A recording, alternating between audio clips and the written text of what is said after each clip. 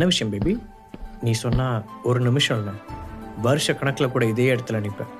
அவ்வளவு நேரம் இருந்த சீரியஸான மனநிலை மாறி உல்லாசமாக சிரித்தான் ஹரிஷ். அவன் சொன்னதை கேட்டு சந்தனாவின் முகம் சிவக்க, கேட்க வந்ததை மறந்து போன அவள் பேச்சு வராமல் தடுமாறினாள். ஹரி, உன்கிட்ட ஏதாவது இப்படி கேட்க வரும்போது நீ இப்படியே பேசிதான் என்னை கன்ஃபியூஸ் பண்ணுற. பட் இன்னைக்கு நான் உன்னை விடுறதா இல்லை. அம்மா, நீ எப்படி இங்கே வந்த? அதுக்கு ஃபஸ்ட்டு பதில் சொல்லு. சந்தனா அவசரமாக கேட்டாள். அதான் நேற்று ஈவினிங் நீ சொன்னேல பேபி, அதான் நீ நடத்துகிற ப்ரோக்ராம் எப்படி போகுதுன்னு பார்க்கறதுக்காக வந்தேன். ஹரிஷ் உண்மை பாதி பொய் பாதி என்று கலந்து சொன்னான். சரி, நீ வந்ததுனால உனக்கு இங்கே நடந்த பிரச்சனை தெரிஞ்சிருச்சு, அது கூட ஏற்றுக்கிற மாதிரி தான் இருக்குது. ஆனால் அந்த ரித்திகா வர்றதுக்கு முன்னாடியே நீ உண்மை தெரிஞ்ச மாதிரி தான் பேசின. அப்போ கார்த்தி தான் இதெல்லாம் பண்ணான்னு உனக்கு முன்னாடியே தெரியுமா என்று அடுத்த கேள்வியை கேட்டாள். ஐயோ, நீ இவ்வளோ புத்திசாலியாக இருந்தால் நான் என்ன பேபி பண்ணுறது? இப்போ ஏதாவது சொல்லி சமாளிக்கணுமே. யோசி ஹரீஷ், யோசி என்று மனதிற்குள் புலம்பிய ஹரீஷ் சட்டென்று பல்ப் எறிந்தது போல அவளை பார்த்தான். ஆமாம், இதை கண்டுபிடிக்கிறதுக்கு பெரிய ஜேம்ஸ் பாண்ட் தான் வரணுமாக்கும். உங்கள் ஃபேமிலியில் இந்த மாதிரி ஃப்ராட்தனெல்லாம் பண்ணுறதுக்கு அவனை விட்டால் வேறு யார் இருக்கா? 1+1=2ங்கிற மாதிரி ரொம்ப ஈஸியான சம் இது. அவளை ஏன் உங்கள் ஃபேமிலியில் இருக்கிற ஒரு குழந்தைய கூப்பிட்டு கேட்டால் கூட அதை சொல்லிடும். ஆனால் உங்கள் பாட்டி மட்டும் எல்லாம் தெரிஞ்சும் எதுவுமே தெரியாத மாதிரி அவன் சொல்கிறத அப்படியே நம்புவாங்க. பூனை கண்ணை மூடிக்கிட்டா இந்த உலகமே இருட்டாயிருச்சுன்னு நினச்சிக்குமா, அதே மாதிரி தான் உங்கள் பாட்டி. அவள் என்ன திருட்டு தானே செஞ்சாலும் கார்த்திக் நல்லவன் அப்படிங்கிற நம்பிக்கையிலிருந்து பின்வாங்கவே மாட்டாங்க என்று கடுகடுப்பாக சொன்னான். இல்லை ஹரி, இது நம்புற மாதிரி இல்லையே. நீ என்னை டைவர்ட் பண்ண பார்க்குற. நீ வந்த கொஞ்ச நேரத்திலேயே அந்த ரித்திகாவும் வந்தாங்க. இதெல்லாம் சேர்த்து பார்த்தா ஏதோ ஒரு கனெக்ஷன் இருக்கிற மாதிரி இருக்கு. அவனை நம்பாமல் பார்த்த சந்தனா மீண்டும் ஏதோ சொல்ல வர சடனாக ஹரிஷின் ஃபோன் அடித்தது. அப்பாடா, நம்மளை எஸ்கேப் பண்ணுறதுக்குன்னே ஏதாவது ஒன்று நடந்துருது என்று நிம்மதி பெருமூச்சு விட்டவன், என்னோட ஓனர் தான் கால் பண்ணுறான்னு நினைக்கிறேன், எனக்கு ஒர்க்குக்கு லேட் ஆகிடுச்சு, நீ பார்த்து போ பேபி, பாய் என்றவன் அவள் பேசுவதற்கு இடம் கொடுக்காமல் அங்கிருந்து வேகமாக போய்விட்டான். எனக்கு தெரியாமல் நீ ஏதோ ஒன்று பண்ணுற ஹரி, அது மட்டும் நல்லா தெரியுது. என் கையில் ஒரு நாள் மாட்டாமலா போயிடுவேன், அப்போ பார்த்துக்கிறேன். மனதுக்குள் நினைத்த சந்தனாவிற்கு இன்றைக்கு ஹரிஷ் அவளுக்கு மாரல் சப்போர்ட்டாக நின்றது, அவளுக்காக வாதாடியது எல்லாம் நினைவுக்கு வந்தது. அவனிடம் நிறைய நல்ல மாற்றங்கள் தெரிவதை உணர்ந்தவளின் முகம் சந்தோஷமாக மாறியது. அதே நேரத்தில் அந்த செட்டில் இருந்து ரொம்ப தூரம் விலகி வந்த ஹரிஷ் அவன் ஆஃபீஸ் ரூமுக்கு போவதற்கு முன்பாக தன்னுடைய போனை எடுத்து பார்த்தான். அக்ஷரா தான் அவனை விடாமல் அழைத்து கொண்டிருந்தாள். சந்தனா கிட்ட சொன்ன மாதிரி நிஜமாவே ஓனரம்மா தான் கூப்பிடுறாங்க என்று நினைத்து தனக்குள் சிரித்து கொண்ட ஹரிஷ் போனை அட்டன் செய்து காதில் வைத்தான். சொல்லுங்க அக்ஷரா, என்ன திடீர்னு கால் பண்ணியிருக்கீங்க? எனக்கு ஏதாவது வேலை வந்துருச்சா? நேரடியாக விஷயத்திற்கு வந்தான் ஹரிஷ். ஆமாம் ஹரிஷ், எனக்கு உங்கள் ஹெல்ப் தேவைப்படுது. இப்போ உங்களுக்கு நேரம் இருக்குமா? பதில் சொன்ன அக்ஷராவின் குரலில் லேசான பதட்டம் இருப்பதை ஹரிஷ் கவனித்தான். எங்கே இருக்கீங்க? ஹரிஷ் கேட்க, ஷாப்பில் தான் இருக்கேன். உங்களால் இங்கே கொஞ்சம் சீக்கிரமாக வர முடியுமா? அந்த பக்கம் இருந்து உடனடியாக பதில் வந்தது. சரி, நான் ஒரு 20 மினிட்ஸில் அங்கே இருப்பேன் சொன்ன ஹரிஷ் வாட்சை பார்த்தான். சொன்னதை விட 5 நிமிடம் முன்பாகவே அக்ஷராவின் ஜுவல்லரி ஷாப்பை அடைந்திருந்தான் ஹரிஷ். என்ன அக்ஷரா, எதுக்காக இவ்வளோ அவசரமாக வர சொன்னீங்க? இங்கே வேற ஒரே கூட்டமாக இருக்குது. அவளின் பின்னால் நடந்த ஹரிஷ் அங்கே ஒரு ஹால் போன்ற இடத்தில் இருந்த கூட்டத்தை பார்த்து கேட்டான். ஹரிஷ், இன்னைக்கு இங்கே ஒரு முக்கியமான ஏலம் நடக்குது. இந்த ஃபீல்டில் ஏலம் நடக்கிறதெல்லாம் சகஜம்தான்னு உங்களுக்கே தெரியும் இல்லையா? இன்னும் கொஞ்ச நேரத்தில் ஏலம் ஆரம்பிக்க போகுது. அப்போ தான் எனக்கு உங்கள் ஞாபகம் வந்துச்சு. இந்த ஏலத்தில் நீங்களும் கூட இருந்தால் நல்லா இருக்கும்னு தோணுச்சு, அதான் கூப்பிட்டேன். அக்ஷரா சொல்ல ஹரிஷ் சரி என்று தலையாட்டினான். அதற்கு அங்கே ஒருவர் சேரில் உட்கார்ந்திருக்க ஹரிஷை அவரிடம் அழைத்து சென்ற அக்ஷரா, அப்பா இதான் ஹரிஷ், நான் சொன்னேன்ல புதுசாக வேலைக்கு சேர்த்துருக்கேன்னு, அது இவர் தான் என அக்ஷரா சொல்லி கொண்டு இருக்க அவளுடைய அப்பா ஹரிஷை மேலும் கீழுமாக பார்த்தார். அவருடைய பார்வையில் ஒரு அலட்சியம் தெரிந்தது. ஹரிஷ், இவர் தான் என்னோட அப்பா உமாநாத் என்று அவனுக்கும் தன்னுடைய அப்பாவை இன்ட்ரடியூஸ் செய்து வைத்தாள். இந்த துறையில் பெரிய அளவில் ஃபேமஸாக இருக்கும் உமாநாத்தின் பெயரை ஹரிஷும் கேள்விப்பட்டிருந்தான். பல வருடங்களாக பழங்கால பொருட்கள் பற்றிய ஆராய்ச்சியில் அனுபவம் பெற்ற உமாநாத் தமிழ்நாட்டில் இருக்கும் முக்கியமான மதிப்பீட்டாளர்களில் ஒருவர். ஒரு பொருளை பார்த்தவுடனேயே அது எத்தனை ஆண்டுகளுக்கு முந்தையது என்பதை தோராயமாக சொல்லக்கூடிய திறன் கொண்டவர். போன முறை வந்தபோதே அவர்தான் அக்ஷராவின் அப்பா என்பதை ஹரிஷ் அறிந்திருந்தான். என்ன, இந்த பையனை நீ வேலைக்கு சேர்த்திருக்க? உமாநாத் நம்பிக்கை இல்லாமல் கேட்டார். ஆமாப்பா, இவர் தான் அந்த முத்துமாலை விஷயத்தில் எனக்கு ரொம்ப ஹெல்ப் பண்ணார். அதுவும் இல்லாமல் இந்த ஃபீல்டில் இவருக்கு நிறைய விஷயங்கள் தெரிஞ்சிருக்கு. யாரோ ஒரு பெரிய ப்ரொஃபஸர் கிட்ட ட்ரைனிங் எடுத்திருக்காரு. உண்மையிலேயே ரொம்ப டேலண்டட் பர்சன்ப்பா, அக்ஷரா உறுதியுடன் கூறினாள். நீ என்ன சொன்னாலும் என்னால் அக்செப்ட் பண்ணிக்க முடியல. இவன் ரொம்ப சின்ன பையனாக தெரியறான். அதோட அப்பப்போ வந்து ஹெல்ப் பண்ணுறதுக்கு வருஷத்துக்கு 6 லட்சம் சம்பளமா? இது உனக்கே கொஞ்சம் அதிகமாக தெரியல அக்ஷரா? உமாநாத் கடுப்புடன் கேட்க, ஹரிஷின் முன்னாலேயே அவர் அப்படி பேசியதை நினைத்து அக்ஷராவிற்கு சங்கடமாக இருந்தது. அப்பா, ஹரிஷோட திறமையை பார்த்து தான் நான் இந்த முடிவையே எடுத்தேன். இந்த பிஸ்னஸ் விஷயத்தில் கண்டிப்பாக அவர் நமக்கு பெரிய ஹெல்ப்பாக இருப்பார், என்னை நம்புங்க என அவள் எக்ஸ்பிளைன் செய்ய முயற்சிக்க, அப்போதும் உமாநாத்தின் முகத்தில் திருப்தி தோன்றவில்லை. தன் மகள் அவசரப்பட்டு தப்பான முடிவை எடுத்து விட்டதாக நினைத்தார். எக்ஸ்கியூஸ் மீ சார், குறுக்க பேசுறதுக்கு ஃபர்ஸ்ட் சாரி. சப்போஸ் உங்களுக்கு அக்ஷராவோட முடிவில் சம்மதம் இல்லைன்னா இந்த ஃபீல்டில் என்னோட நாலேஜ் எந்த அளவுக்கு இருக்குன்னு செக் பண்ணி பார்க்கணுமே தவிர என் வயசை வச்சு நீங்கள் ஜட்ஜ் பண்ணக்கூடாது என்ற ஹரிஷ் அவரை நேருக்கு நேராக பார்த்து தைரியமாக பேசினார். என்ன, ஒரு பொருளை பார்த்து அது எந்த வருஷத்தை சேர்ந்ததுன்னு சொல்ல தெரிஞ்ச எனக்கு ஒரு ஆளை பார்த்து ஜட்ஜ் பண்ண முடியாதுன்னு சொல்றியா என்ன? உமாநாத் கோபமாக கேட்க, don't judge a book by its cover. இதை நான் சொல்லலை சார். ஹரிஷ் குறிப்பால் அவருக்கு பதிலடி கொடுத்தான். அதை கேட்டு உமாநாத்தின் முகம் சிவக்க, சரி, அப்படி என்ன உனக்கு டேலண்ட் இருக்குன்னு எனக்கு ப்ரூவ் பண்ணி காட்டு, அதுக்கப்புறம் நான் உன்னை நம்புறேன் என்று முகத்தில் அடித்தது போல பேசினார்.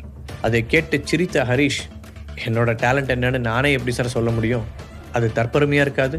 எனக்கு அந்த மாதிரி பெருமை பேசுறது சுத்தமாக பிடிக்காது. வேணா இப்படி பண்ணலாமா, நீங்கள் ஒரு சேலஞ்ச் கொடுங்க, அதை என்னால் பண்ண முடியுதா இல்லையான்னு பாருங்க. ஹரிஷ் தோள்களை குலுக்கியபடி சொல்ல உமாநாத்தின் பார்வை கூர்மையானது. உனக்கு ஓ மேலே ஓவர் கான்ஃபிடன்ஸ் இருக்கும் போல இருக்கு. அவர் கிண்டலாக சொல்ல, என்னோட டேலண்ட்டை டெஸ்ட் பண்ணி பார்த்துட்டு ஒரு முடிவுக்கு வாங்கன்னு சொல்கிறதுல என்ன சார் ஓவர் கான்ஃபிடன்ஸ்? சொல்லப்போனால் எனக்கு இதெல்லாம் செய்யணும்னு அவசியமே இல்லை. ஆனால் உங்கள் பொண்ணு என் மேலே நம்பிக்கை வச்சு ஒரு பொறுப்பை கொடுத்துருக்காங்க. அவங்கள நான் சங்கடப்படுத்த விரும்பலை. அதை விட முக்கியமாக ஏற்றுக்கிட்ட எதையும் பாதியோடு விட்டுட்டு போகிற பழக்கம் எனக்கு இல்லை. அதனால தான் உங்ககிட்ட கூட இவ்வளோ பேசிகிட்டு இருக்கேன், ஹரிஷ் அழுத்தமாக கூறினார். அவருடைய அந்த மன உறுதி உமாநாத்தையே அசைத்து பார்க்க, சுற்றுமுற்றும் பார்த்தவரின் கண்களில் ஏலத்திற்காக வைக்கப்பட்டிருந்த ஒரு பொருள் தென்பட்டது. அதை பார்த்ததும் அவருடைய முகத்தில் ஒரு மர்மச் சிரிப்பு தோன்ற, தன் மகளை பார்த்தவர், அக்ஷரா, அதை எடுத்துட்டு வா என்று கை காட்டினார். அவர் சொன்ன பொருளை பார்த்த அக்ஷராவின் கண்களில் ஒரு திகைப்பு தோன்றியது. அது ஒரு செவ்வக வடிவ ஜுவல் பாக்ஸ். இதை பிரிச்சு பாரு. உமாநாத் ஹரிஷிடம் நீட்ட அவனும் அதை வாங்கி திறந்தான். உள்ளே நெக்லஸிற்கும் ஆரத்திக்கும் இடைப்பட்ட சைஸில் ஒரு நகை இருக்க, டிசைனை பார்க்கும்போதே அது ஒரு பழங்கால நகை என்பது தெரிந்தது. ஆனால் அதில் வித்தியாசமாக இருந்த விஷயம் என்னவென்றால், அந்த நகை மொத்தமும் டார்க் பிளாக் கலர் ஸ்டோன் பதிக்கப்பட்டிருந்தது. இந்த நகையை பார்த்தா உனக்கு என்ன தோணுது? உமாநாத் ஒரு கேலியான குரலில் கேட்டார். எப்படியும் அவனுக்கு அதை பற்றி தெரிந்திருக்காது என்று அவர் கணக்கு போட்டிருந்தார். அதை சில நொடிகள் உற்று பார்த்த ஹரிஷ், இது 17வது நூற்றாண்டைச் சேர்ந்த நகை. இதில் இருக்க ஸ்டோன்ஸோட பேர் டூர்மலைன். இது ரொம்ப ரேரான ஒரு ஸ்டோன். இப்போ இந்த மாதிரி டூப்ளிகேட் ஸ்டோன்ஸ் நிறைய கிடைக்கிது. பட் இந்த நகையில் இருக்கிறது ஒரிஜினல் ஸ்டோன்ஸ். அப்படின்னா இதோட மதிப்பும் ரொம்பவே அதிகமாக தான் இருக்கும். அதே மாதிரி இந்த நகையோட மாடல் பாம்பு வடிவத்தில் இருக்குது. இந்த வடிவத்தை கொண்டு வரது ரொம்பவே நுணுக்கமான வேலை. ஸோ இந்த ஜுவல்லை செஞ்சது ரொம்ப திறமையான ஆளாக தான் இருக்கணும். இன்னும் சொல்லப்போனால் இது ஒரு அதிசயமான பொருள் தான் என தெளிவாக எக்ஸ்பிளைன் செய்ய உமாநாத்தே ஒரு கணம் திகைத்து போய்விட்டார். பொதுவாக ஜெம்ஸை பொறுத்தவரை 9 நவரத்தின கற்களை பற்றி மட்டும்தான் எல்லோரும் தெரிந்து வைத்திருப்பார்கள். டூர்மலைன் என்று ஒரு ரேர் ஸ்டோன் இருப்பதே பெரும்பாலானவர்களுக்கு தெரியாது. அப்படி இருக்கும்போது நிஜமாகவே ஹரிஷுக்கு இதில் ஏதோ நாலேஜ் இருக்கிறது என்பதை அவர் புரிந்து கொண்டார். பரவாயில்ல, உனக்கு கொஞ்சம் விஷயம் தெரியுது. பட் இப்போ அது மேட்டர் இல்லை. இந்த ஜுவல் நம்மக்கிட்ட வந்து பல வருஷங்கள் ஆகுது. இது வரைக்கும் எத்தனையோ ஏலத்தில் நானும் இதை பற்றி சொல்லி பார்த்துட்டேன். ஆனாலும் யாருமே இந்த பொருளை மட்டும் ஏலம் எடுக்கவே தயாராக இல்லை. ஏன்னு தெரியுமா? அவர் மீண்டும் அவனை கேள்வியாக நோக்க, ஏன்னா நம்ம ஊரை பொறுத்த வரைக்கும் பிளாக் துரதிர்ஷ்டத்தை குறிக்கிற கலர்னு நினைப்பாங்க. ஹரிஷ் பட்டன பதில் சொன்னான். எஸ், இந்த ஜுவல் எவ்வளோ மதிப்பானதுன்னு நான் எப்படி எக்ஸ்பிளைன் பண்ணாலும் யாரும் வாங்குறதுக்கு தயாராக இல்லை. இப்போ நீ மட்டும் இந்த பொருளை விற்று கொடுத்துட்டேன்னா நிஜமாவே உனக்கு டேலண்ட் இருக்குன்னு ஒத்துக்கிறேன். நீ ரொம்பலாம் லாபம் வைக்க தேவையில்லை. நான் வாங்கின விலைக்கே நஷ்டம் இல்லாமல் விற்று கொடுத்தேன்னா கூட போதும். உமாநாத் சவால் விடுவதைப் போல சொல்ல ஹரிஷ் உற்சாகமாக சிரித்தான். ஃபு, இவ்வளோதானா? நான் கூட ஏதோ பெருசாக எதிர்பார்த்துட்டு இருந்தேன். பட் எனக்கும் இந்த சேலஞ்ச் பிடிச்சிருக்கு என்று சொன்னவன் அங்கிருந்த ஒரு சேரில் அமைதியாக உட்கார்ந்தான். அவனுடைய மனதில் சில கணக்குகள் ஓடிக்கொண்டிருந்தன. கூட்டத்தில் இருந்த இன்னொரு நபரும் ஹரிஷை பார்த்ததும் ஆச்சரியத்துடன் நிமிர்ந்து உட்கார்ந்தாள். அது ஏஜே ஃபேமிலியைச் சேர்ந்த மாளவிகா. அவளுக்கும் இந்த மாதிரி விஷயங்களில் ஆர்வம் அதிகம். அதனால் இந்த ஏலத்தில் கலந்து கொள்ள வந்திருந்தாள். முதலில் ஹரிஷை பார்த்தவுடன் ஷாக்கான அவள் அனுராதா பாட்டியின் பர்த்டே பார்ட்டியின் போது நடந்ததை நினைத்து பார்த்தாள். அன்று தான் வாங்கி வந்த கிஃப்டை பற்றி அவன் சொன்ன விஷயங்களை ஞாபகத்தில் ஓட இப்போது அவன் என்ன செய்ய போகிறான் என்பதைப் போல அவள் பார்த்தாள். அதற்குள் ஹரிஷ் பேச்சை ஆரம்பித்தான். ஹாய் கைஸ், நீங்கள் எல்லாருமே பெரிய பெரிய பிஸ்னஸ்மேன். இந்த விஷயத்தில் ரொம்பவே ஆர்வம் இருக்கிற ஆளுங்கன்னு தெரியும். அதனால தான் நான் என்கிட்ட இருக்கிற ஒரு பொருளை உங்ககிட்ட காட்டணும்னு ஆசைப்படுறேன். இது உண்மையிலேயே ரொம்ப விலை மதிக்க முடியாத ஒன்று என்று ஹரிஷ் சொல்ல எல்லோருடைய கண்களும் அந்த பொருளின் மீது விழுந்தது. நானே அதை பற்றி சொல்கிறேன். நான் சொன்ன டூர்மலைன் ஸ்டோனோட ஸ்பெஷாலிட்டி என்னன்னு தெரியுமா? அந்த ஸ்டோனை நீங்கள் யூஸ் பண்ணும்போது உங்ககிட்ட எந்த ஒரு கெட்ட சக்தியும் நெருங்காது. அதே மாதிரி நெகட்டிவ் வைப்ரேஷனும் இருக்காது. உங்கள் உடல் நலத்தில் மட்டும் இல்லை, மென்டல் ஹெல்த்லேயும் பெரிய சேஞ்ச் வரும். நீங்கள் ஏதாவது பெரிய டிப்ரெஷனில் இருக்கீங்களா? கொஞ்சம் கூட யோசிக்காமல் இந்த ஸ்டோனை வாங்கி யூஸ் பண்ணலாம் என ஹரிஷ் பேசிக்கொண்டே போக அவருடைய ஆழ்ந்த குரலில் மயங்கி மகுடிக்கு கட்டுப்பட்ட பாம்பு போல அவர்கள் மெய்மறந்து உட்கார்ந்திருந்தனர். இவ்வளோ பவர்ஃபுல்லான அந்த ஸ்டோன் என்ன கலரில் இருக்கும்னு தெரியுமா? ஹரிஷ் கேட்க அதை தெரிந்து கொள்ளும் ஆர்வம் அவர்களின் கண்களில் வெளிப்பட்டது. நீங்கள் எல்லாரும் துரதிர்ஷ்டம்னு சொல்கிற பிளாக் கலரில் தான் அந்த ஸ்டோன் இருக்கும். பொதுவாக ஒயிட் கலருக்கு எல்லாத்தையும் தன் பக்கம் இழுத்துக்கிற தன்மை இருக்கும்.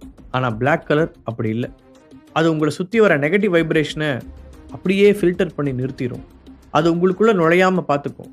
ஆனால் நம்ம மக்கள் அது புரியாமல் பிளாக் ஏதோ அபசகுணத்தோட அறிகுறின்னு நினச்சிக்கிறாங்க. இவ்வளோ நேரம் நான் சொன்னேன் இல்லையா, அந்த ரேரான டூர்மலைன் ஸ்டோன், அதில் தயாரிக்கப்பட்டது தான் இந்த நகை. வெளிநாடுகளில் இதுக்கு ரொம்ப பெரிய மார்க்கெட் இருக்குது. இப்போ கூட இதை நான் அதர் கண்ட்ரீஸில் கொண்டு போய் விற்றேன்னா பல கோடிகளுக்கு வாங்கிக்க தயாராக இருக்காங்க. ஆனால் எனக்கு அதில் விருப்பம் இல்லை. நம்ம நாட்டோட ஒரு கலை பொக்கிஷம் நாட்டை விட்டு வெளியே போகிறத நான் விரும்பலை. அதனால தான் இங்கே விற்க வந்திருக்கேன். இந்த ஸ்டோன் பற்றி உங்களுக்கு ஏதாவது டவுட் இருந்தால் நீங்கள் நெட்டில் கூட சர்ச் பண்ணி பார்த்துக்கலாம். ஹரிஷ் சொல்லி முடிக்கும் போதே எல்லோரும் அவர்களுடைய மொபைல் ஃபோனை எடுத்து அந்த ஸ்டோன் பற்றிய தகவல்களை தேட ஆரம்பித்திருந்தார்கள். இதே விஷயங்களைத்தான் உமாநாத்தும் சொல்லி பார்த்தார். ஆனால் அவர் சொன்னதை யாருமே பெரிதாக காது கொடுத்து கேட்கவில்லை. ஆனால் இப்போது ஹரிஷ் பேசிய விதம் எல்லோரையும் ஈர்க்க அந்த நகைக்கான டிமாண்ட் கூடியது. ஸ்டோன் கூட ஓகே, ஆனால் அந்த நகை பாம்பு வடிவத்தில் இருக்கே, அதை எப்படி கழுத்தில் போட்டுக்கிறது? ஒரு பெண்மணி எழுந்து நின்று கேட்க, இது ஒரு சூப்பர் குவெஸ்டின். உண்மையிலே நீங்கள் ஒரு புத்திசாலி மேம். அதை பற்றி தான் நான் அடுத்து சொல்ல வந்தேன் என ஹரிஷ் சொல்ல அந்த பெண்ணின் முகத்தில் பெருமை தெரிந்தது. இந்த நகைக்கு பின்னாடி ஒரு பெரிய வரலாறு இருக்கு. 17ஆம் நூற்றாண்டில் வாழ்ந்த நாகர் இனத்தைச் சேர்ந்த மக்களால் தயாரிக்கப்பட்டது தான் இந்த நகை. பொதுவாகவே மனித குலத்தை விட நாகர் இனத்தைச் சேர்ந்தவங்களுக்கு பவர் அதிகம்னு நீங்கள் கேள்விப்பட்டிருப்பீங்க. அது உண்மைதான் என அழுத்தி சொன்ன ஹரிஷ், அந்த குலத்தை சேர்ந்தவங்க தொடர்ந்து ஒரு நகையை கழுத்தில் போட்டுக்கிட்டு இருக்கும்போது அவங்க கிட்ட இருக்கிற சக்தி அந்த நகைக்கும் பரவும். அதே மாதிரி தான் இந்த நகையும். இதை தொடும்போதே உங்களுக்கு ஒரு வைப்ரேஷன் தெரியும். உண்மையை சொல்லணும்னா இதோட வேல்யூ தெரியாமல் நிறைய பேர் இதை வாங்காமல் இருக்காங்க. உங்களுக்கு மட்டும் ஒரு ரகசியம் சொல்லவா என்றபடி ஹரிஷ் சட்டென்று குரலை தாழ்த்த அவர்கள் சுவாரஸ்யமாக அவனை பார்த்தனர். இதுக்கு முன்னாடி இந்த நகையை வச்சிருந்தவர் ரொம்ப பெரிய கோடீஸ்வரர். ஆக்சுவலி அவருக்கு எதேச்சையாக தான் இந்த நகை கிடைச்சது. அதே மாதிரி தான் இந்த நகையும். இதை தொடும்போதே உங்களுக்கு ஒரு வைப்ரேஷன் தெரியும். உண்மையை சொல்லணும்னா இதோட வேல்யூ தெரியாமல் நிறைய பேர் இதை வாங்காமல் இருக்காங்க. உங்களுக்கு மட்டும் ஒரு ரகசியம் சொல்லவா என்றபடி ஹரிஷ் சட்டென்று குரலை தாழ்த்த அவர்கள் சுவாரஸ்யமாக அவனை பார்த்தனர். இதுக்கு முன்னாடி இந்த நகையை வச்சிருந்தவர் ரொம்ப பெரிய கோடீஸ்வரர். ஆக்சுவலி அவருக்கு எதேச்சையாக தான் இந்த நகை கிடைச்சது. அது வரைக்கும் ஒரு சாதாரண மிடில் கிளாஸ் மேனாக இருந்தவர் இந்த நகை கைக்கு வந்த உடனே தொட்டதெல்லாம் பொண்ணாகி ரொம்ப பெரிய கோடீஸ்வரன் ஆயிட்டாரு. இந்த நகையையும் அவர் ரொம்ப பாதுகாப்பாக தான் வச்சிருந்தாரு. ஆனால் அவர் இறந்ததுக்கப்புறம் அவங்க வீட்டில் இருந்த யாருக்கும் இந்த நகையோட வேல்யூ தெரியல. அதனால தான் இதை வித்துட்டாங்க. இதை நான் ஒன்றும் பொய்யா சொல்லலை. இந்த நகை யார்கிட்ட இருக்கோ அவங்க ரொம்ப பெரிய ஒரு அதிர்ஷ்டசாலின்னு சொல்லலாம். ஹரிஷ் முகத்தை சீரியஸாக வைத்துக்கொண்டு பேச அவன் வார்த்தைகளில் யாருக்கும் எந்த சந்தேகமும் வரவில்லை. சரி, இப்போ ஏலத்தை ஆரம்பிக்கலாமா என்ற ஹரிஷ் இதோட ஆரம்ப விலை 5 lakh rupees என்று சொல்ல அடுத்து கொஞ்ச நேரத்தில் ஏலம் களை கட்டியது. உமாநாத் அந்த நகையை வாங்கியதை விட பல மடங்கு லாபத்திற்கு ஹரிஷ் அதை விற்று காட்டியிருந்தார். உமாநாத் அதை பார்த்து வாயடைத்து போயிருக்க அவரிடம் வந்த ஹரிஷ் எதுவும் பேசாமல் அமைதியாக உட்கார்ந்தான். அவனை ஒரு சங்கடத்துடன் பார்த்தவர், சாரிப்பா, நான் கொஞ்சம் அவசரப்பட்டு சொல்லிட்டேன். நீ சொன்னதும் சரிதான். ஒருத்தரோட வயசை வச்சு திறமையை எடை போடக்கூடாது என்று பெருந்தன்மையாக மன்னிப்பு கேட்டார். பரவாயில்ல சார், அப்போ நான் வந்த வேலை முடிஞ்சிருச்சு, நான் கிளம்புறேன் என்று ஹரிஷ் சொல்ல, தம்பி ஒரு நிமிஷம் என அவனை தடுத்து நிறுத்திய உமாநாத், நான் உங்ககிட்ட ஒரு விஷயம் கேட்கலாமா என்றார். ஹரிஷ் என்ன என்பது போல் அவரை பார்க்க, நானும் எவ்வளவோ தடவை இந்த நகையோட அருமை பெருமைகளை எடுத்து சொன்னேன். ஆனால் அப்பெல்லாம் வாங்காதவங்க இப்போ நீ சொன்னது அப்படியே நம்பியிருக்காங்க. சொல்லப்போனால் நீ பேசினதை கேட்ட உடனேயே அந்த நகையை விற்காம நானே வச்சுக்கலாமோன்னு கூட எனக்கு தோணிருச்சு. எப்படிப்பா என்று ஆச்சரியத்துடன் கேட்டார். சார், நாம் ஒரு பொருளை விற்கணும்னு முடிவு பண்ணா அதை பற்றி நாம முதல்ல தெளிவாக தெரிஞ்சு வச்சிருக்கணும். அதே மாதிரி அந்த பொருளை வாங்க போகிற ஆளுங்களோட மென்டாலிட்டியும் தெரிஞ்சுக்கணும். உங்களுக்கு என்னை விட அந்த நகையை பற்றி நிறைய விஷயங்கள் தெரியும். ஆனால் நீங்கள் அதை டெக்னிக்கலாக எக்ஸ்பிளைன் பண்ணியிருப்பீங்க. இங்கே வந்திருக்க எல்லாரும் நீங்கள் நினைக்கிற அளவுக்கு இந்த விஷயத்தில் நாலேஜ் பீப்புள் கிடையாது. பாதி பேர் அவங்க சர்க்கிளில் தங்களுக்கும் இந்த மாதிரி விஷயங்களில் ஆர்வம் இருக்கிறதா காட்டிக்கிறதுக்காக தான் இங்கே வந்திருக்காங்களே. அப்புறம் இங்கே வந்திருக்க எல்லாருக்கும் பொதுவாக இருக்கிற ஒரே நம்பிக்கை அதிர்ஷ்டத்தை பற்றினது. இந்த ஏலம் ஆரம்பித்த கொஞ்ச நேரத்திலேயே இதெல்லாம் நான் புரிஞ்சுக்கிட்டேன். அதனால தான் டெக்னிக்கலாக எதையும் சொல்லாமல் அவங்களுக்கு புரிகிற மாதிரி சிம்பிளாக எடுத்து சொன்னேன் என்று அவர் சொன்னதை கேட்டு உமாநாத்தின் கண்கள் விரிந்தன. அது சரிப்பா, அப்புறம் அந்த நாகர் இனத்தை பற்றி ஏதோ சொன்னியே, இவ்வளோ எக்ஸ்பீரியன்ஸ் இருக்கிற எனக்கே அதெல்லாம் தெரியாது, உனக்கு எப்படி தெரியும் என்று அவர் மீண்டும் கேட்க ஹரீஷ் சத்தமாக சிரித்தான். நாம் ஒரு நியாயமான பொருளை விற்க முடிவு பண்ணாலும் சில சமயங்களில் அதுக்காக கொஞ்சம் பொய்களும் சொல்ல வேண்டியிருக்கு. ஆனால் அது முழுக்க பொய்யா இல்லாத மாதிரி பாதி உண்மையும் கலந்துருக்கணும். அப்போ தான் அது மேலே மக்களுக்கு நம்பிக்கை வரும். நான் அந்த டூர்மலைன் ஸ்டோனை பற்றி ஃபஸ்ட்டு சொன்ன விஷயங்கள் எல்லாமே உண்மை. அதனால தான் அவங்கள நெட்டில் சர்ச் பண்ணி பார்க்க சொன்னேன். ரெண்டாவது சொன்னது எல்லாமே கற்பனை. ஆனால் அவங்களுக்கு அதுக்கு முன்னாடியே என் மேலே நம்பிக்கை வந்ததுனால இதையும் உண்மையாக தான் இருக்கும்னு ஏற்றுக்கிட்டாங்க. ஹரீஷ் சாதாரணமாக சொல்ல தான் நினைத்ததை விடவே அவன் ரொம்ப பெரிய ஆள்தான் என்பதை உமாநாத்தும் புரிந்து கொண்டார். தன் மகளின் பக்கம் திரும்பியவர், நீ ஒரு சரியான ஆளதாமா பிடிச்சிருக்க, நான் தான் உன்னை அவசரப்பட்டு திட்டேன் என்றார். அதை கேட்ட அக்ஷராவின் முகத்தில் சந்தோஷம் தெரிந்தது. அதே போன்று அவனுடைய பேச்சு திறமையை நேரில் பார்த்த மாளவிகாவும் பிரமித்து போய்தான் உட்கார்ந்திருந்தாள். ஹரீஷுக்கு இப்படியெல்லாம் பேச தெரியும் என்பதே இந்த 2 வருஷத்தில் அவள் இப்போதுதான் முதல் முறையாக பார்க்கிறாள். இவ்வளவு திறமையை வைத்துக்கொண்டு எதற்காக தன் குடும்பத்தார் அவனை அவமானப்படுத்தும் போதெல்லாம் அமைதியாக பொறுத்து போனான் என்று அவளுக்கு புரியவில்லை. நிச்சயம் ஹரீஷுக்கு பின்னால் வேறேதோ ஒரு விஷயம் இருக்கிறது என்பதை அவள் உணர்ந்தாள். அதை பற்றி கேட்பதற்காக அவள் ஹரீஷிடம் வருவதற்கு முன்பே அவன் அங்கிருந்து கிளம்பியிருந்தான். அக்ஷராவின் ஷாப்பில் இருந்து நேராக தன்னுடைய பிளாட்டிற்கு வந்த ஹரீஷ் காலை மீண்டும் போன் அடித்த சத்தத்தை கேட்டுதான் எழுந்தான். அதில் ஏகப்பட்ட மிஸ்ட் கால்ஸ் பதிவாகி இருக்க அந்த போன் கால்ஸ் எல்லாம் ஒரே நம்பரில் இருந்து வந்திருந்தது. அதுவும் புதிய நம்பர். நெற்றியை சுருக்கியபடி அவன் அதை பார்த்து கொண்டிருக்கும் போதே மறுபடியும் அதே எண்ணில் இருந்து கால் வந்தது. ஹலோ ஹரீஷ், நான் ஏசிபி கயல்வெளி பேசுறேன். எடுத்தவுடன் மறுமுனையில் பதட்டத்துடன் கயல்வெளியின் குரல் ஒலிக்க ஹரீஷ் சட்டென்று குழம்பி போனான். ஏசிபி கயல்வெளி? ஓகே, சொல்லுங்க. ஏன்னா இந்த நேரத்தில், அதுவும் இத்தனை தடவை கூப்பிட்டுருக்கீங்க? ஹரீஷ் லேசான குழப்பத்துடன் கேட்டான். அவள் கூறியதை கேட்ட ஹரீஷின் கண்கள் விரிந்தன. அதற்கு மேல் கேள்விகள் கேட்காமல் உடனே வர என்று சொல்லிவிட்டு போனை கட் செய்தான். அடுத்த அரை மணி நேரத்தில் கயல்வெளியின் ஸ்டேஷனுக்கு வந்தான் ஹரீஷ். அங்கே நடந்திருந்த கலவரங்களை பார்த்து திகைத்தான். ஸ்டேஷனில் டேபிள் சேர்கள் எல்லாம் உடைந்து கிடக்க ஒரு லாக்அப் கதவு மட்டும் கம்பிகள் வளைக்கப்பட்டு திறந்திருந்தது. அதையெல்லாம் சில நிமிடங்களில் கண்களால் ஸ்கேன் செய்த ஹரீஷ் அங்கு ஏதோ ஒரு பெரிய அசம்பாவிதம் நடந்திருக்கிறது என்பதை புரிந்து கொண்டார். என்னாச்சு கயல்வெளி மேம், ஏன் இங்கெல்லாம் இப்படி இருக்கு? ஹரீஷ் அவளை பார்த்து கவலையுடன் கேட்டான். வாங்க ஹரீஷ், இதுக்காக தான் உங்களை கூப்பிட்டேன். மேடம்லாம் வேண்டாம், இங்கே கயல்வெளினே சொல்லுங்க. அப்புறம் உங்ககிட்ட ஒரு ஹெல்ப் கேட்கணும் என கயல்வெளி தயங்கிக் கொண்டே பேச, சொல்லுங்க கயல், என்ன ஹெல்ப் வேணும் என்றான் ஹரீஷ். அது ஒரு முக்கியமான ரேப் அண்ட் மர்டர் கேஸில் மெயின் அக்யூஸ்டு அரெஸ்ட் பண்ணி வச்சுருந்தோம். பட் நான் ரவுண்ட்ஸ் போயிட்டு வரதுக்குள்ளே அவனோட கூட்டாளிங்க ஸ்டேஷனில் இருந்த போலீஸெல்லாம் அடித்து போட்டுட்டு அவனை கூட்டிகிட்டு போயிட்டாங்க. இப்போ இங்கேருந்து போலீஸ் எல்லாம் சீக்கிரட்டாக ஹாஸ்பிட்டல் அட்மிட் பண்ணியிருக்கோம். இந்த விஷயம் இப்போ வரைக்கும் வெளியில் தெரியாமல் பாதுகாத்துக்கிட்டு இருக்கோம். ஆனால் இப்போ என்ன பிரச்சனைனா, அவனை இன்னைக்கு காலையில் 10 மணிக்கு கோர்ட்டில் ஆஜர் பண்ணணும் என கயல்வெளி சொன்னதை ஹரீஷ் கவனமாக கேட்டுக்கொண்டான். ஆனால் இப்போது வரை இதற்கும் தனக்கும் என்ன சம்பந்தம் என்று அவனுக்கு புரியவில்லை. அப்படி மட்டும் ஆஜர் பண்ணலன்னா நாங்கள் எல்லாருமே பெரிய சிக்கலில் மாட்டிக்குவோம் ஹரீஷ். இந்த நேரத்தில் அஃபிஷியலாக என்னால் யார்கிட்டையும் ஹெல்ப் கேட்க முடியாது. இருந்தாலும் என்னோட அதிகாரத்தை வச்சு police station, railway station, transport வழியாக தப்பிக்க முடியாமல் அலர்ட் பண்ணிட்டேன். அடுத்து என்ன செய்யலான்னு யோசிக்கும் போது தான் எனக்கு சடனாக உங்களோட ஞாபகம் வந்துச்சு. அந்த ஜுவல்லரி ஷாப்பில் நடந்த தப்பை நீங்கள் ரொம்ப ஈஸியாக கண்டுபிடிச்சிங்க. ஸோ இதுலேயும் உங்களால் எனக்கு ஹெல்ப் பண்ண முடியும்னு தோணுச்சு. நான் தனியாக போகிறத விட உங்களை துணைக்கு கூட்டிகிட்டு போகலான்னு நினச்சி தான் கால் பண்ணேன். சாரி, இப்படி ஏர்லி மார்னிங்கே உங்கள் தூக்கத்தை டிஸ்டர்ப் பண்ணிட்டேன். அவள் ஒரு சங்கடமான குரலில் சொல்ல, பரவாயில்லைங்க, அவங்க எத்தனை மணிக்கு தப்பிச்சு போயிருப்பாங்கன்னு சொல்ல முடியுமா என்று கேட்டான் ஹரீஷ். சிசிடிவி கேமராவில் கரெக்டாக 3 o'clockனு தான் டைமிங் ரெக்கார்ட் ஆயிருக்கு. கயல்வெளி வேகமாக பதில் சொல்ல ஹரீஷ் தன்னுடைய வாட்சை பார்த்தான். மணி அப்போது 5:30 நெருங்கியிருக்க. சரியா 2:30 மணி நேரம் ஆகுது. அதே மாதிரி நமக்கு இன்னும் 4.5 hours தான் டைம் இருக்கு. அதுக்குள்ள நாம் அவங்களை கண்டுபிடிக்கணும்.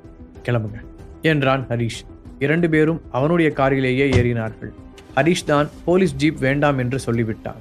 ஸ்டேஷனை விட்டு வெளியே வந்த ஹரிஷ், அவங்க எந்த பக்கம் போனாங்கன்னு ரெக்கார்ட்ல இருக்கா என்று கேட்க கயல்விழி லெஃப்ட் சைடை கை காட்டினாள். ஏன் ஹரிஷ், வழியில் இருக்கிற சிசிடிவி கேமரா கூட செக் பண்ணலாமே என கயல்விழி கேட்க, பண்ணலாம் கயல்விழி, பட் அந்த கடையெல்லாம் க்ளோஸ் ஆயிருக்கு. அவங்க வந்து ரெக்கார்ட் எடுத்து கொடுக்கறதுக்குள்ள நமக்கு ரொம்ப டைம் ஆகிடும். சப்போஸ் இந்த க்ளூஸ் எங்கேயாவது கட்டாச்சுன்னா நாம் அப்போ அந்த சாய்ஸை யூஸ் பண்ணிக்கலாம் என்ற ஹரிஷ் ஒவ்வொரு தெருவாக நிறுத்தி பார்த்து கொண்டே வந்தான். ஒரு கட்டத்தில் அந்த வண்டியின் அடையாளம் யாருக்கும் தெரியாமல் போயிருக்க ஹரிஷ் காரை நிறுத்திவிட்டு அந்த ஏரியாவை சுற்றி பார்த்தான். அது கொஞ்சம் ரிச்சான ஏரியாவாக இருக்க, இந்த மாதிரி இடத்துல அவங்க ஒளிஞ்சிருப்பாங்கன்னு எனக்கு தோணலை ஹரிஷ் என்றாள் கயல்விழி. இங்கே தான் நம்ம தப்பு பண்ணுறோம். ஒரு கிரிமினல் புத்திசாலியாக இருந்தான்னா போலீஸ் மிஸ் பண்ணுற இடத்த தான் அவன் ஃபில் பண்ணுவான். இது வரைக்கும் ஏதோ ஒரு வகையில் அந்த காரோட அடையாளத்தை யாரோ ஒருத்தர் பார்த்துருக்காங்க. பட் இந்த ஏரியாவுக்குள்ளே வந்ததுக்கப்புறம் அந்த கார் மாயமாக மறைஞ்சு போயிருக்கு. அப்புறம் இன்னொரு விஷயத்தையும் நான் கவனிச்சிட்டேன். இந்த ஏரியாவுக்கு 2 வழி தான் இருக்குது. அந்த 2 வழியில் மட்டும்தான் கார் வெளியே போயிருக்க முடியும். 2 கார்னரில் இருக்கிற வீட்டோட சிசிடிவி கேமராவையும் நாம் செக் பண்ணிட்டோம். ஸோ கார் இதுக்குள்ளே வந்தது கன்ஃபார்ம், பட் வெளியே போகலை. தீவிரமான குரலில் சொன்ன ஹரிஷ் அந்த ஏரியாவின் ஒவ்வொரு அங்குலத்தையும் கண்களால் அளந்தான். இப்போ என்ன ஹரிஷ் பண்ணலாம்? கயல்விழி யோசனையுடன் கேட்க, அப்போது ஹரிஷின் கண்களில் ஒரு பெரிய பில்டிங்கும் அதன் முன்னால் இருந்த வாட்ச்மேனும் தென்பட்டார்கள். அந்த வாட்ச்மேன் அருகே சென்றவன் கொஞ்ச நேரம் ஏதோ பேசிவிட்டு வந்தான். என்னாச்சு ஹரிஷ்? கயல்விழி ஆர்வத்துடன் அவனது முகத்தை பார்த்தாள். நான் விசாரித்த வரைக்கும் இங்கே பாழடைஞ்ச பில்டிங்கெல்லாம் எதுவும் இல்லை. அதே மாதிரி ஆள் குடியில்லாத வீடும் இல்லை. ஆனால் அவங்க ஒளிஞ்சிருக்கிற மாதிரி ஒரே ஒரு இடம் மட்டும் இருக்கு என்ற ஹரிஷ் காரை ஸ்டார்ட் செய்து அந்த இடத்தின் முன்னால் நிறுத்தினான். அந்த இடத்தை பார்த்து திகைத்த கயல்விழி, இந்த இடத்துலயே அவங்க வந்து தங்க போறாங்க ஹரிஷ் என்று நம்பிக்கை இல்லாமல் கேட்டாள். எஸ், இன்னும் சொல்லப்போனா இதுதான் சேஃபஸ்ட் பிளேஸ். நார்மலாகவே இங்கே சாதாரண மக்களோட நடமாட்டம் இல்லை. இந்த ஏரியாவில் இருக்கிற ரிச்சஸ்ட் பீப்புள் யாரும் இதுக்குள்ளே வரமாட்டாங்க. ஏன்னா இதை பல வருஷத்துக்கு முன்னாடியே க்ளோஸ் பண்ணிட்டதுனால இப்போ யாரும் யூஸ் பண்ணுறதில்ல. ஸோ அவங்க உண்மையாகவே இன்டெலிஜென்ட்டாக இருந்தால் இந்த இடத்த தான் சூஸ் பண்ணியிருப்பாங்க. ஹரிஷ் எக்ஸ்பிளைன் செய்ய கயல்விழி மீண்டும் தன் முன்னால் இருந்த இடத்தை பார்த்தாள். அது ஒரு பழைய கல்லறை தோட்டம். ஆங்கிலேயர் காலத்தில் புழக்கத்தில் இருந்த இடத்தை பல வருடங்களுக்கு முன்பே மூடி பெரிய பூட்டாக மாட்டியிருந்தார்கள். அந்த ஏரியாவிற்கு தொந்தரவில்லாமல் ஒதுக்குப்புறமாக இருந்ததால் யாரும் அதை கண்டுகொள்வதில்லை. ஓகே, சத்தம் இல்லாமல் உள்ளே இறங்குங்க என்ற ஹரிஷ் மின்னல் வேகத்தில் அந்த 7 அடி உயர சுவரில் ஏறி அந்த பக்கம் இறங்கியிருந்தான். அவனுடைய வேகத்தை ஒரு கணம் அதிர்ச்சியுடன் பார்த்த கயல்விழி தலையை குலுக்கி கொண்டு அவனை பின்தொடர்ந்தாள். அவர்கள் சத்தம் போடாமல் உள்ளே நடக்க ஒரே ஒரு இடத்தில் மட்டும் மினுக் மினுக் என்று வெளிச்சம் தெரிந்தது. பூனை போல பதுங்கி அந்த இடத்தை அடைந்த ஹரிஷ் ஒரு பெரிய கல்லறையின் பின்னால் மறைந்து உட்கார்ந்து அங்கு நடப்பதை பார்த்தான். 4-5 பேர் வட்டமாக உட்கார்ந்து பேசிக் கொண்டிருக்க அதில் ஒருவனை பார்த்த கயல்விழியின் கண்களில் கோபம் தெரிந்தது. அவனேதான் என்றபடி பல்லை கடித்த கயல்விழி ஹரிஷ் தடுப்பதற்கு முன்பாகவே பாய்ந்து அவர்களின் முன்னால் போய் நின்றாள். திடீரென்று அவள் வந்து நிற்கவும் அவர்கள் எல்லோரும் திடுக்கிட்டு எழுந்தனர். பின்பு கயல்விழி மட்டும்தான் அங்கே வந்திருக்கிறாள் என்று தெரிந்தவுடன் அவர்கள் எல்லோரின் உதடுகளிலும் ஒரு கேவலமான சிரிப்பு தோன்றியது. என்ன மேடம், ஒரு நாள் கூட என்ன பார்க்காம இருக்க முடியல போல. டேய், நான் யாருன்னு தெரியாம நீ எங்க கிட்ட இருந்து தப்பிக்க பார்த்துருக்க. இன்னைக்கு உன்னை என்ன பண்ண போறேன் பாரு. கயல்விழி ஆவேசமாக கர்ஜிக்க, நீ அசிஸ்டன்ட் கமிஷனரா இருந்தா நாங்க பயந்துருவோம்னு நினைச்சியா? அதை பத்திலாம் எங்களுக்கு எந்த கவலையும் கிடையாது. ஹரிஷ் தன்னுடைய இடத்திலிருந்து வெளியே வந்து அவளுக்கு உதவலாம் என்று நினைத்த போது கயல்விழி மின்னல் வேகத்தில் அவர்களை தாக்கியிருந்தார். ஒருவனை சைடு கிக் மூலம் கீழே விழ வைத்த அவள் காலால் உதைத்து இன்னொருவனின் தாடையை சிதறடித்திருந்தாள். முன்னால் வர ஒரு ஸ்டெப் வைத்த ஹரிஷ் நின்று அவளது ஃபைட்டிங் டேலண்டை பார்த்து அப்படியே நின்று விட்டான்.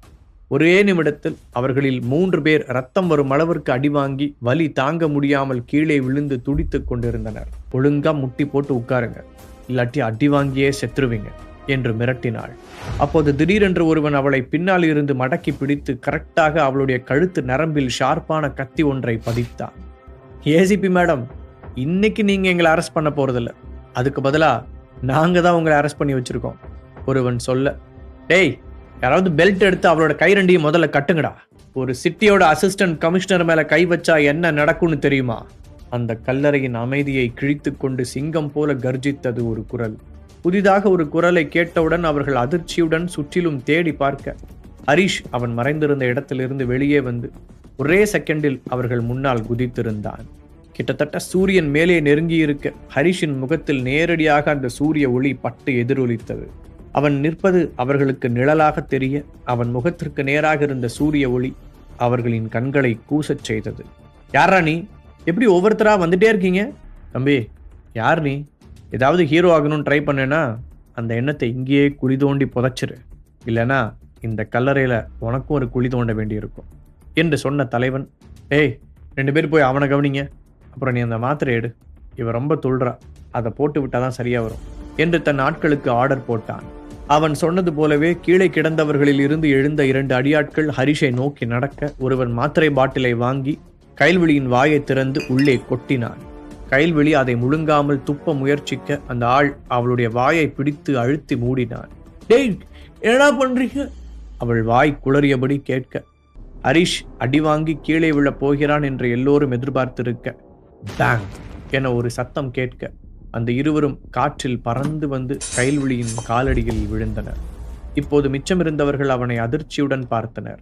பின்னால் இருந்து ஒருவன் நெருங்குவதை பார்த்த ஹரிஷ் ஒரே செகண்டில் அவனை தூக்கி விசிறி அடித்தான். இப்போது தலைவன் நேரடியாக அவனிடம் மோத வர ஹரிஷ் விட்ட ஒரே அறையில் அவனுடைய தலை திரும்பி இருந்தது. அவன் அடித்த அடி அங்கிருந்த அனைவரையும் அதிர்ச்சியில் ஆழ்த்தியது. கைல்விழி ஹரிஷ் நின்ற தோரணையை உற்று கவனித்தாள். அது அவளுக்கு பெரிய வியப்பை ஏற்படுத்தியது. ஹரிஷ் கைகளை மடக்கி அடித்ததிலும் இப்போது தனது கால்களை தூக்கி நிற்பதிலிருந்தும் அவன் வேறேதோ வர்ம கலைகளில் தேர்ந்தவன் போல் தெரிய தொடங்கினான். பாக்கெட் FM ஆப்பை டவுன்லோட் பண்ணி கிங் ஆடியோ சீரீஸை கேட்க ஸ்டார்ட் பண்ணுங்க.